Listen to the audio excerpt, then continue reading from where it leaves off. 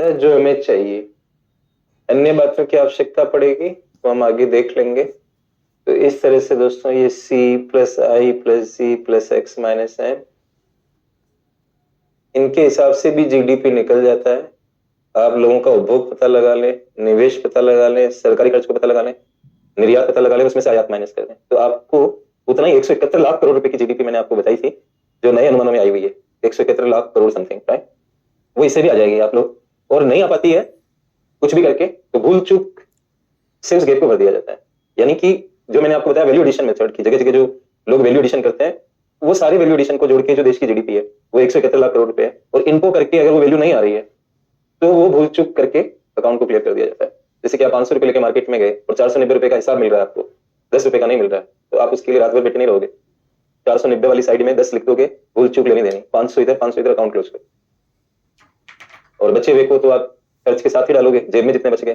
500 लेके निकले, 450 खर्च किए, 40 जेब में बचे, तो 450 के साथ 40 लिख दिया आपने, तो 490 हुए। अब आपका हिसाब नहीं मिल रहा तो भूल चूक लेनी देनी।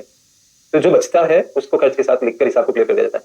तो यहाँ पर देश का उत्पादन जो भी है अगर वो बच जाता है, उत्पादन तो होगा वो बच जाता है, तो स्टॉक के अंदर लिखकर निवेश के साथ उसको लिख दिया जाता है। फिर भी अगर हिसाब नहीं मिल पाता है तो भूल चूक करके उसको क्लोज कर देते हैं। यानी कि जो स्टॉक बचते हैं वो आई के साथ लिंक कर दिए जाते हैं, इसके साथ जो स्टॉक बचे। कंजप्शन हुआ, जो लोगों ने निवेश के लिए किया वो लिख लिया, सरकारी खर्च लिख लिया, एक्सपोर्ट इंपोर्ट सब कर दिए। फिर लोगों से पूछा स्टॉक कितना है, जो स्टॉक बचा हुआ है वो इनमें इसमें प्लस कर देते हैं। फिर तो हिसाब मिलना चाहिए, फिर भी नहीं मिलता है तो भूल चूक करके उसको क्लियर कर देते हैं। जब हम इस तरह से जीडीपी निकालते हैं, खर्च विधि कहते हैं इसको, खर्चों को जोड़ के, और जीवी एक की विधि को उत्पादन विधि कहते हैं। उत्पादन की वैल्यू को देख रहे हो आप, उत्पादन विधि में वैल्यू एडिशन मेथड है। दोनों की मान बराबर आनी चाहिए, लेकिन आ नहीं पाती है, अर्थव्यवस्था बहुत बड़ी होती है।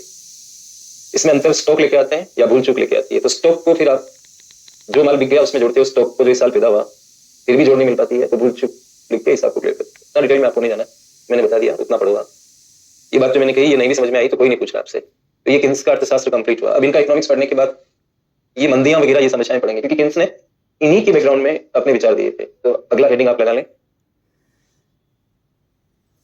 कुछ मुख्य आर्थिक समस्याएं।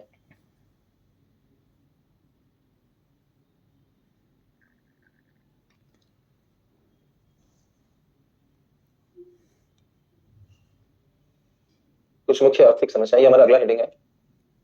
किन्स को पढ़ने के बाद आपको ये हेडिंग लगानी है।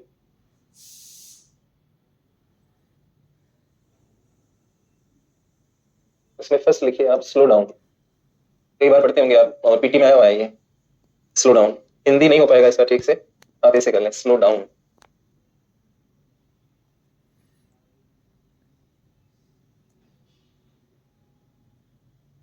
स्लो डाउन में क्या होता है, जीडीपी की वृद्धि दर यानी कि ग्रोथ रेट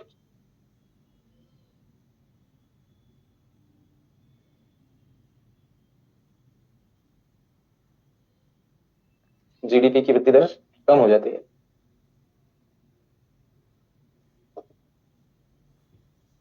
इसका अर्थ क्या निकालना है, इसी बात का पोस्टमार्टम अगर हम करें तो हम कहेंगे जीडीपी तो बढ़ रहा है,